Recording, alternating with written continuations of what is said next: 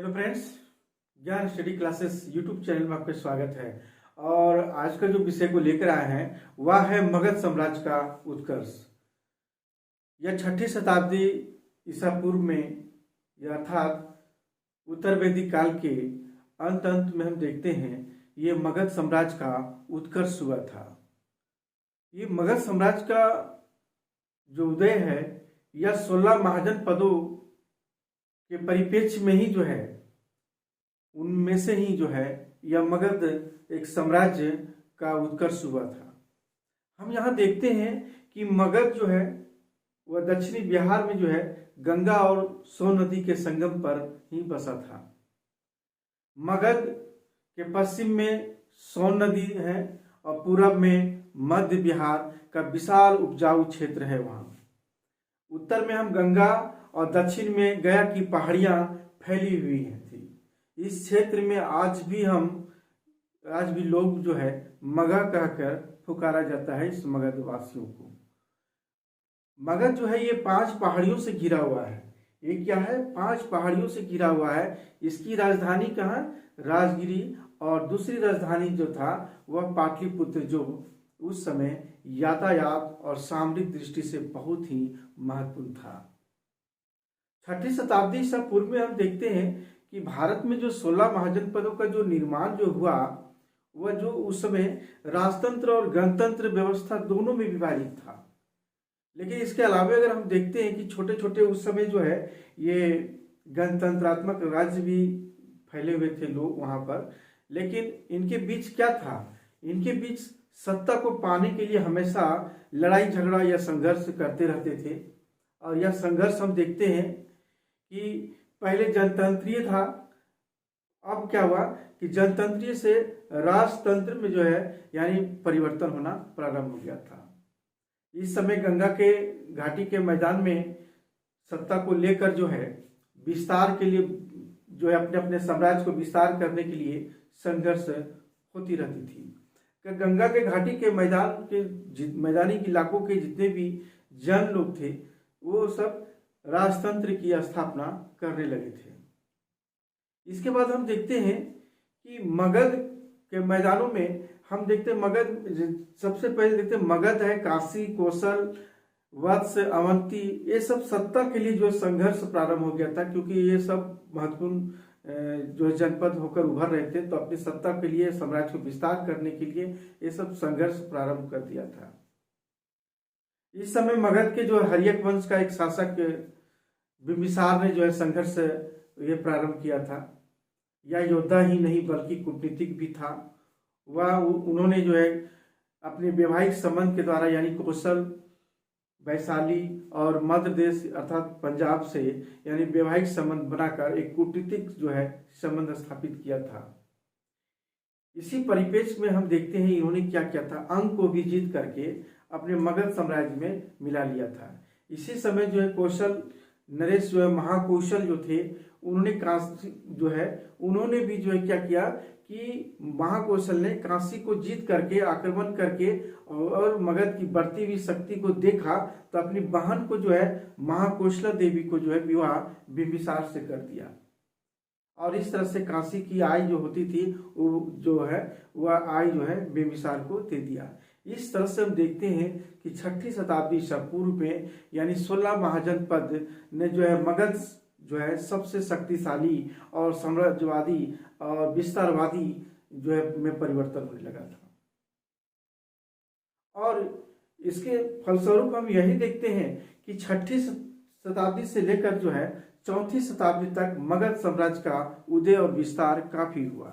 इसके लिए लिखित कारण है, अभी हम बताने का प्रयास करेंगे। जो हमारा जो है पाटलिपुत्र और ये गया के क्षेत्र, ये हमारे जितना भी है गंगा नदी, ये गंगा नदी है, गंगा नदी के किनारे किनारे इतनी उपजाऊपन हो गया था। यही हमारा जो है राजधानी थी हमारी, ये मगध क्या है, मगध, यही क्षेत्र जो था।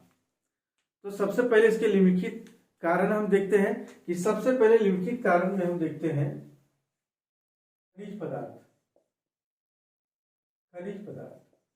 इस क्षेत्र में क्या था कि खनिज पदार्थ था। पहला ये कारण था कि उदय का खनिज पदार्थ। तो खनिज पदार्थ में देखते हैं मगध में ये बहुत ही प्रचुर मात्रा में थी। यहाँ जो हम देखते हैं लोहे की खानी, यहाँ क्या थी, लोहे की खानी थी, लोहे की खानी थी, यहाँ पर लोहे की खानी थी, क्योंकि इससे क्या होता था, युद्ध के लिए जो है हथियार औजार बनाए जाते थे। और इस तरह से जो है इस तरह से जो खान जो थे उसके अन्य महाजनपद में ऐसा कहीं नहीं था, लेकिन लोहे की खानें पूर्वी क्षेत्रों में, इसके मगध के जो पूर्वी जो क्षेत्र है अवंती में की राजधानी जो उज्जैन के निकट ही यह थी। और इसी कारण से उत्तर भारत में जो है मगध जो है अपनी सर्वोच्चता कायम करने के लिए, यानी इन्होंने अवंती से लंबे समय तक भी संघर्ष किया था।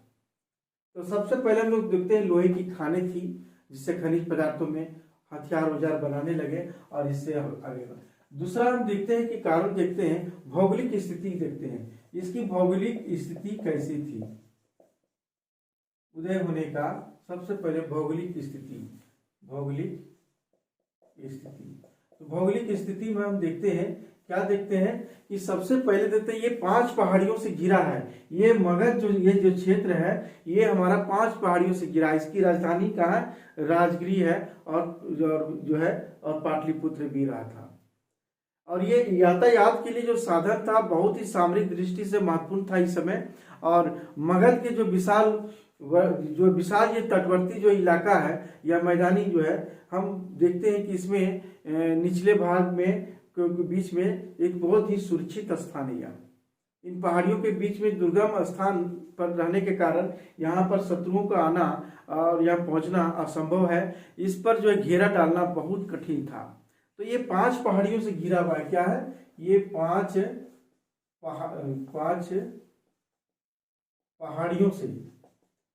पहाड़ियों से घिरा हुआ है ये। और ये जो है मगध के जो विशाल तटवर्ती मैदान के ऊपर और निचले भागों में बहुत ही सुरक्षित स्थान है ये मगध हमारा, इसलिए यहाँ पर पहुंचना बहुत कठिन है। तीसरा हम देखते हैं, कारण देखते हैं आर्थिक संपन्नता।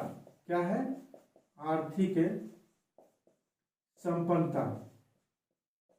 आर्थिक संपन्नता में हम क्या देखते हैं कि ये जो मगध का क्षेत्र है प्राचीन जो है, ये गोंडवाना जो भूमि की जो है उत्तरी तराई क्षेत्र की मिट्टी से ही ये बना हुआ था मगध का क्षेत्र हमारा, क्योंकि ये बहुत ही अत्यंत उपजाऊ है और प्राचीन काल के। और अभी हम देखते हैं कि यहाँ उस समय नए पेड़ पौधे और प्राकृतिक अनाज वाला मैदान था। ये क्या था, प्राकृतिक अनाज वाला मैदान था। और यहाँ हम देखते हैं इसके बीच में अनेक नदियां निकलकर गंगा में मिलती है। क्या है, अनेक नदियां जो है यहाँ से पूरा जो क्षेत्र है ये हमारा जितना भी है सब हमारा नदियां जो है गंगा में आकर मिलना प्रारंभ करता है।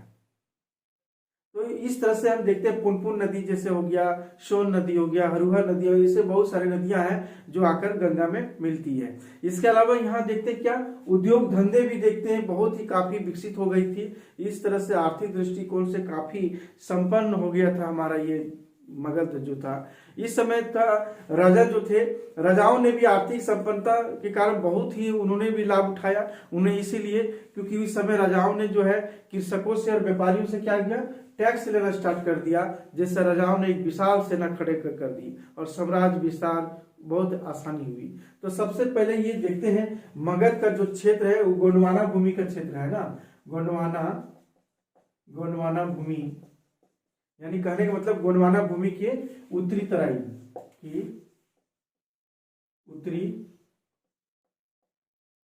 तराई का क्षेत्र है ये हमारा। और ये क्या है, यहाँ पर जो नए यानी बहुत ही अत्यधिक उपजाऊ है। क्या है, उपजाऊ भूमि है। क्या है, उपजाऊ भूमि है यहाँ पर। और यहाँ पर और क्या है, यहाँ पर नए पेड़ पौधे हैं और प्राकृतिक अनाज वाला मैदानी इलाका यह क्षेत्र है। इसमें उद्योग धंधे, क्या है, उद्योग धंधे हैं। इसके अलावा जो है आर्थिक दृष्टिकोण से राजा क्या हुआ, अब टैक्स व्यापारियों से, क्या है, व्यापारियों से, किसानों से राजाओं ने क्या किया, टैक्स लेना शुरू कर दिया। अब टैक्स लेना शुरू कर दिया तो आर्थिक संपन्नता बढ़ गई राजा का, तो राजा का जब संपन्नता बढ़ गई तो अब उन्होंने क्या हुआ, एक विशाल सेना खड़ा कर दी। क्या हुआ, एक विशाल सेना खड़ी कर दी, विशाल सेना कर दी। इससे साम्राज्य विस्तार करने में आसानी हुई। क्या हुआ, साम्राज्य विस्तार करने में आसानी हुई, आसान हुआ। तो इस तरह से आसान हुआ। अगला हम एक और देखते हैं, सामाजिक में देखते हैं। सामाजिक कारण क्या हो सकता है, क्योंकि सामाजिक कारण भी बहुत ही फैक्टर रखता है। क्योंकि जो है मगध और ये जो मगध का क्षेत्र क्या था, गैर आर्य संस्कृति वाला क्षेत्र था, जिसको अनार्य संस्कृतियां कहा जाता है। यहाँ पर किरात और जो है मगही लोग जो है रहा करते थे इसमें, जो इन्हें अनार्य कहते थे।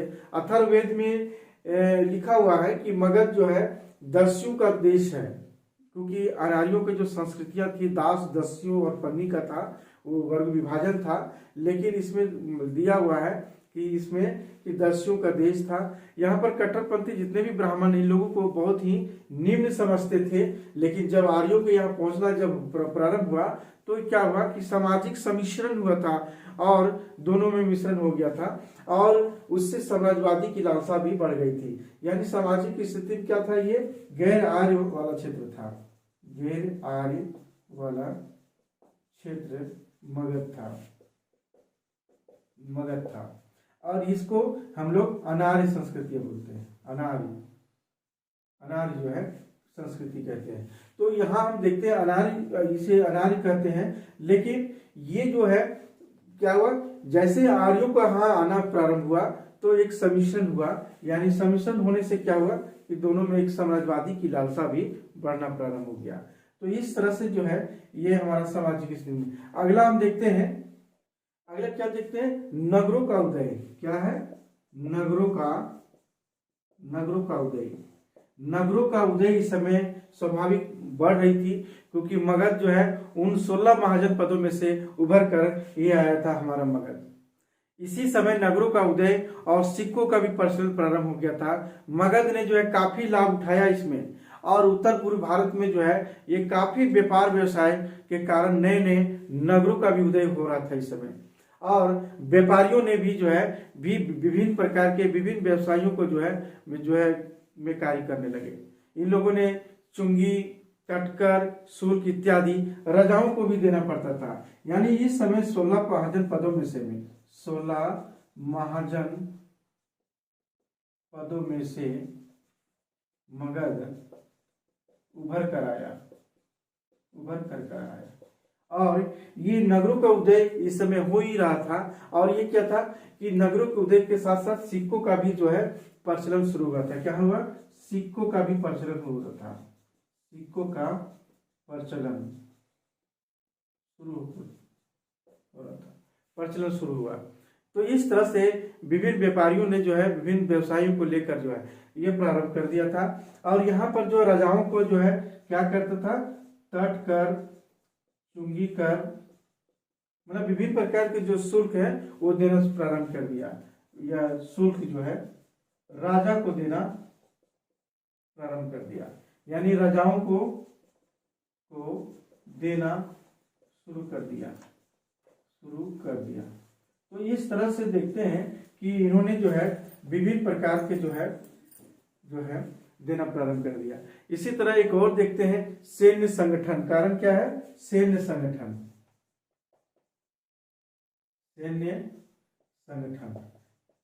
संगठन क्या है, ये भी हम देखते हैं कि सैन्य संगठन, ये भी मगध के राजा के पास एक विशाल सेना संगठित थी।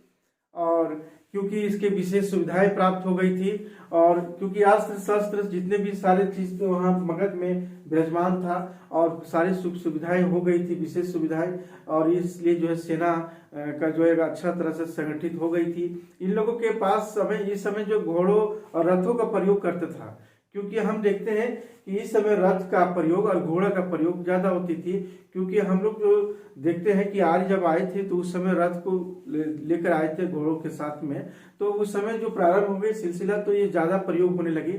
यहाँ एक और देखते हैं कि हस्ती सेना, हाथी, हाथी भी काफी शक्तिशाली था इस समय देखते हैं हाथी जो है इस क्षेत्र मगध के जो पूर्वी क्षेत्र है यहाँ पर जो है काफी जो है हाथी आसानी से मिल जाती थी। इस तरह से कहा जाता है कि यहाँ पर जो मगध में है जो नंद राजा के पास जो है लगभग 6000 हाथी था, जो कहा जाता है जो किलों को ध्वस्त करने में बड़ा आसानी होता था, सहायक होता था ये हमारा हाथी।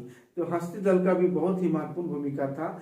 हाथी दलदल भूमि हो या दुर्गम स्थान हो, वो हाथी की सवारी बहुत आसानी से यहाँ हो जाती थी, इसलिए हस्ती सेना भी जो है यानी सैन्य संगठन में बहुत ही महत्वपूर्ण था हस्ती सेना। और हमारा रथों का प्रयोग करता था और घोड़ों का करता था, तो हमारा सैन्य संगठन जो है बहुत ही आसानी से होना प्रारंभ हो गया। तो इस तरह से देखते हैं कि हमारा इन कारणों का, लेकिन हम यह देखते हैं कि मगध का सर्वप्रथम जो है विवरण जो है अथर्ववेद में ही मिलता है हमारा, और कुछ विद्वान ऋग्वेद में जो है कुछ वर्णित किया गया है। किकट देश की पहचान मगध से ही करते हैं, लेकिन महाभारत में हम देखते हैं कि मगध का राज्य जो है जो मगध राज्य का जो संस्थापक है वह कौन है, वह बृहद्रथ है। और बृहद्रथ नामक क्या है, असुर को कहा गया क्योंकि इसकी राजधानी कहाँ थी, गिरिव्रज थी, जिसकी उस बृहद्रथ का जो है पुत्र जो है वह है जरासंध और उसका पुत्र वसु। इस तरह लेकिन हम देखते हैं कि 6ठी शताब्दी ईसा पूर्व में क्या था, ये 6ठी शताब्दी ईसा पूर्व यानी 6ठी शताब्दी ईसा पूर्व में क्या था कि ये जो है 6ठी शताब्दी से लेकर 4ठी शताब्दी यानी 4ठी शताब्दी तक हम देखते हैं क्या था कि उत्तर भारत की सभी राजनीतिक शक्तियों का जो है मगध ही जो है यानी ये मगध का क्षेत्र है, यही क्योंकि मगध और पटना दोनों मिलाकर ही होता था, ये हमारा मगध का क्षेत्र है उस समय, ये इस समय का। तो ये दोनों को क्षेत्र शक्तियों का मगध जो है काफी शक्तिशाली होकर उभरा।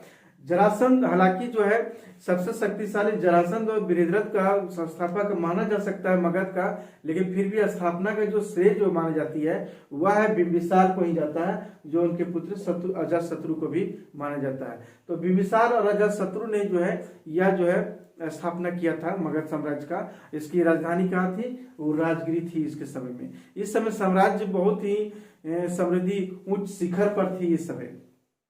तो सबसे पहले देखते हैं कि भारत का सबसे पहला जो है प्रारंभ जो है यानी भारत का पहला राजतंत्रात्मक व्यवस्था कहाँ था, ये भारत का पहला राजतंत्रात्मक की शुरुआत यहीं से हुई थी, यहीं से कहानी प्रारंभ होती है, मगध से ही होती है। मगध से जो हर्यक वंश से होती है, जो बिंबिसार अजातशत्रु के द्वारा होती है। इसके बाद जो है इसके बाद शिशुनाग वंश आता है, इसके बाद नंद वंश, इसके बाद अंतिम में जो है मौर्य वंश जो आता है चंद्रगुप्त मौर्य के समय। तो मगध का ये इतिहास अगला वीडियो में हम लोग देखेंगे आगे। इसी के बाद हर्यक वंश, शिशुनाग वंश, नंद वंश और मौर्य वंश के बारे में इसका क्लास लेंगे। तो आज का क्लास यहीं समाप्त करते हैं।